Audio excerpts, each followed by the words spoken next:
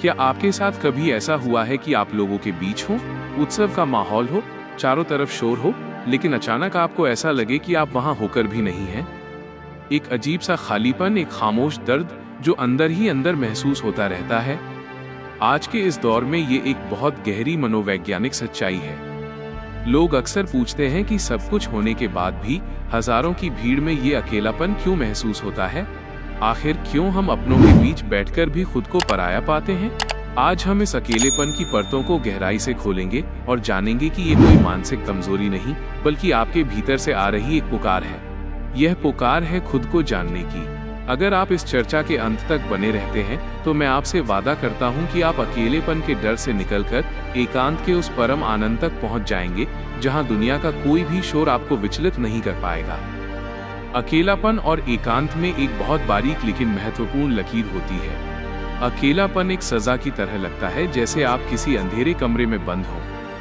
वहीं एकांत एक वरदान है, जैसे आप किसी पहाड़ की चोटी पर खुद के साथ सुकून में हो। हम भीड़ में अकेला इसलिए महसूस करते हैं क्योंकि आज के समय में हमारा जुड़ाव केवल ऊपरी रह गया है।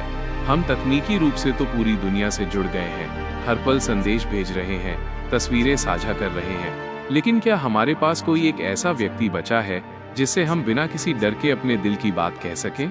शायद नहीं। इसका सबसे बड़ा कारण है यह दिखावे की दुनिया। आजकल हम अपनी असली खुशी को जीने से ज्यादा दूसरों को ये दिखाने में व्यस्त हैं कि हम कितने खुश हैं। जब हम समाज के सामने एक झूठा किरदार निभाते हैं तो हमारा असली स्वरूप, हमारा वो स्व जो अंदर बैठा है, वो घुटने लगता है। यही घुटन भीड़ में अकेलेपन के रूप में बाहर आती है।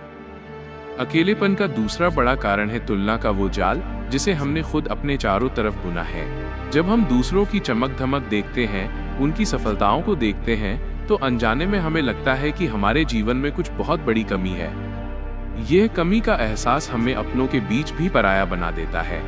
हमें लगता है कि कोई हमें समझ नहीं रहा, जबकि सच तो यह है कि हमने खुद को समझना छोड़ दिया है।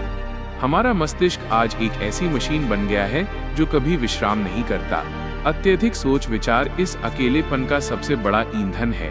जब आप भीड़ में होते हैं तो गौर कीजिएगा, क्या आप सच में वहां होते हैं? आपका शरीर तो वहां होता है, लेकिन आपका मन या तो बीते हुए कल के पछतावे में उलझा होता है या फिर आने वाले कल की किसी काल्पनिक चिंता में।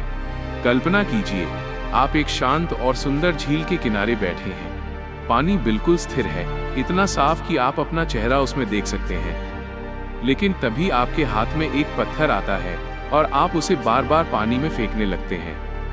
क्या अब आप उस हलचल वाले पानी में अपना चेहरा साफ देख पाएंगे? बिल्कुल नहीं। ठीक इसी तरह जब तक विचारों के पत्थर आपके मन की झील को अशांत रखेंगे, आप खुद को कभी नहीं देख पाएंगे। आपको लगेगा कि बाहर का शोर आपको परेशान कर रहा है, लेकिन सच तो ये है कि आपके अंदर का शोर इतना ज्यादा बढ़ गया है कि अब आपको बाहर की शांति से भी डर लगने लगा है।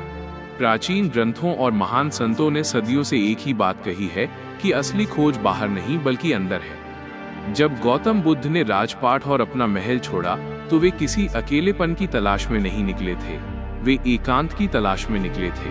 उन्होंने गहराई से समझा था कि जब तक हम बाहरी आवाजों को और दूसरों की राय को अपने कानों से बाहर नहीं करेंगे, तब तक हम उस परम सत्य की आवाज नहीं सुन पाएंगे जो हमारे भीतर हर पल गूंज रही है। ये संपूर्ण ब्रह्मांड आपसे बात करना चाहता है, लेकिन याद रखिए कि उसकी भाषा शब्द नहीं बल्कि मौन है। जब आप अकेले होते हैं तो घबराइए मत, उस समय को एक अवसर की तरह देखें। ये वह समय है जब सृष्टि आपको आपके असली रूप से मिलवाना चाहती है। जब आप इस बात को अपने दिल की गहराइयों से समझ लेते हैं तो आपका अकेलापन एक पूर्णता में बदल जाता है। फिर आप चाहे पहाड़ों में हो या शहर के सबसे व्यस्त चौराहे पर, आपके भीतर की शांति कभी भंग नहीं होगी। अब प्रश्न यह उठता है कि इस भावना से बाहर कैसे निकलें? सबसे पहला मार्ग है मौन का अभ्यास। दिन भर की भागदौड़ में से कम 15 मिनट पूरी तरह मौन रहें। चुपचाप बैठें और अपनी आती जाती सांसों को देखें। शुरू में आपका मन विद्रोह करेगा, लेकिन धीरे धीरे आपको उस सन्नाटे में एक गहरा सुख मिलने लगेगा। दूसरा मार्ग है प्रकृति के साथ फिर से जुड़ना। कभी नंगे पैर घास पर चलकर देखिए या बस किसी वृक्ष के नीचे बैठिए। प्रकृति कभी अकेली नहीं होती, वो हमेशा पूरे अस्तित्व के साथ लय में होती है। जब आप प्रकृति के करीब जाते हैं तो आप भी उसी लय का हिस्सा बन जाते हैं। जीवन एक बहुत बड़ी यात्रा है। और इस लंबी यात्रा में आपका सबसे वफादार साथी कोई और नहीं बल्कि आप स्वयं हैं। अगर आप खुद के साथ ही खुश रहना नहीं जानते तो दुनिया की कोई भी भीड़ आपकी उस आंतरिक कमी को पूरा नहीं कर सकती। अकेलापन आपको ये नहीं बताता कि आप में कोई दोष है, बल्कि ये एक संकेत है कि आपको खुद के साथ थोड़ा और समय बिताने की जरूरत है।